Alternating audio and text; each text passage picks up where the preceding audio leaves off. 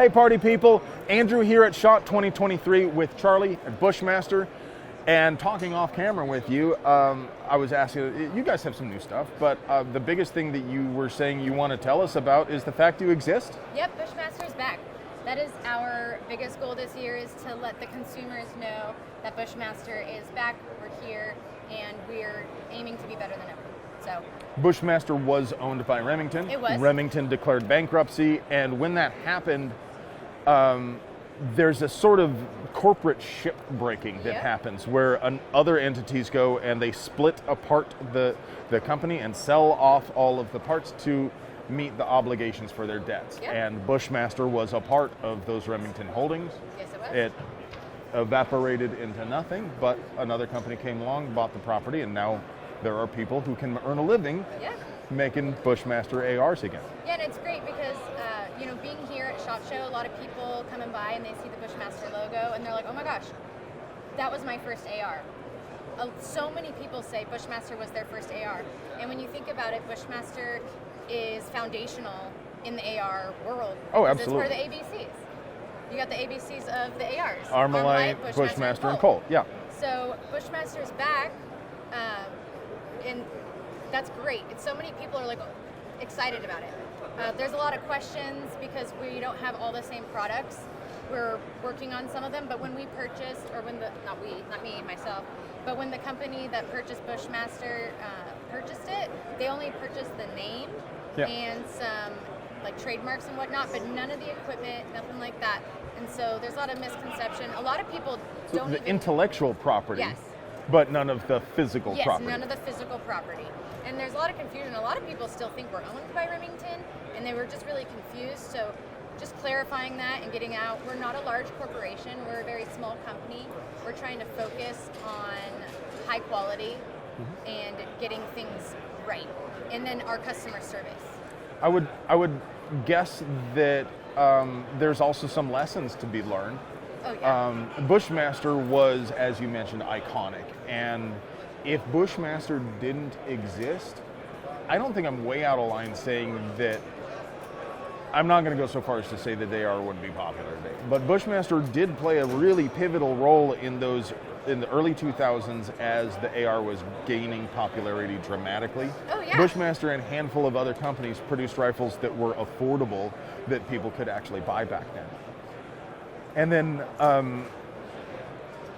they continued to make a lot of the same products that were, at the time, that's what everybody was doing in the AR world, but Bushmaster had a little bit of inertia. And while some of the rest of the AR world was moving away from 1-9 barrels, for example, Bushmaster stayed with this sort of commercial-centric version of the AR. And I would like to think that Bushmaster has a different philosophy a little bit about the product now. Maybe a little more nimble. Maybe they've grown from the experience. I'm hoping I can see a range of products that's more in tune with what consumers are expecting now. Oh, yes. And I don't mean to take anything away from what Bushmaster did, or the fact that back then that was the way that was probably the best way to get ARs in the hands of your average civilian, because that's what the market was back then. But nowadays we're probably not doing 1-9 twist barrels, and we're probably MPI tested bolts and whatnot. Everything's MPI tested. We have depending on the caliber, we have a 1-7, we have a 1-16, and a 1-24 for various calibers. Of course. But 1-7's pretty average, 4 or 5.56. Yeah. So lets you shoot the heavier bullets and whatnot. So the Bushmaster line now probably shouldn't be compared with that older. No, awesome. So we have some of the same products, like the M4 Patrolmans. That's a classic Bushmaster firearm. We do have our own M4 Patrolmans. We just came out with the M4 Patrolmans MOE version, so it's upgraded with Magpul furniture, the stock and the handguard and the grip. Okay. That's really popular right now, so we're listening to what consumers want. We're trying to, go with the times. We are still iconic. We want to be... Challenge accepted. Yes. Listening to what consumers want. Yes, we're I listening. guarantee there's going to be at least a dozen comments saying M17 win. Yes, oh my gosh, on the social media. The M17 being the bullpup that Bushmaster had forever ago. So again, when Bushmaster was purchased, a lot of those prints and stuff did not come with the name. Yeah. So we can't just put it out there. We have to re-engineer it. So the company bought some of the IP, but not all of the correct. IP? Not all of it. Okay. And a lot of people ask about the ACR. Yes. Every single person. I know you are all wondering. And you all want me to tell you it's going to be this year.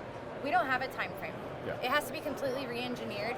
We own the name ACR, but there were so many different patents that other companies owned that went into that. Yeah. And that's another that was thing. originally a collaboration Yes, it was. between Magpul and Bushmaster. Yes, it anyway, was. and of course, like you said, there were several other companies Yes. involved that weren't necessarily the flagship headliners. Exactly, and a lot of people don't know that. Yeah. A lot of people don't know that there's all these integral parts that go into the ACR. Yeah. And they're just like, give us the ACR. There are Well, few guns we want that to. involve just one company. Yes.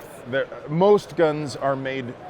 Most guns are assembled by one company Yes. from parts manufactured by themselves and other companies. Exactly. And so with the ACR, that's one of those deals. Everyone's going to ask, so I'm just going to get it out there. We would like to do it. It's in our forecast. Yeah. It's on our minds. We know it's on your minds. Trust me, I want it so bad because I get asked about it 18 million times. And a do it day. right this time. Oh yes, of course. No, it needs But for some, real, no, it needs some upgrades. there were some legitimate criticisms of the differences, the choices that were made going from the Masada to the ACR. For sure. And they even had, then the Remington Defense they even did a model which we can learn from. Yeah. You know, and like you said a little bit earlier, you hope that we learn from the Yes. old Bushmaster. When bad things happen, the only way to make it good is to take something out of it, you know? Exactly. And so like I said, we're focusing on quality and we're focusing on getting things right this time and just rebuilding the iconic brand to be iconic again. I mean, for those of you that don't know, 2023 is actually the 50th year anniversary of the Bushmaster name. No kidding. Of the Bushmaster name. We are the new Bushmaster. Awesome. But we have a 50-year-old name, and I feel like we can build it back up to that. It's exciting. It is. Thank It you. is. Thank you for so taking much. the time Yeah. to walk me Of through all course. that and share with it. And thank you for being here. Bushmaster, as you said, was absolutely iconic back in the day when I was first getting into ARs. I still have that first lower. I put a whole bunch of different stuff on it. Now, I don't know what happened to all the other parts, but the lower's still there. Yeah. Thank you guys for watching. Please support our sponsors because we couldn't do this without them. I love you.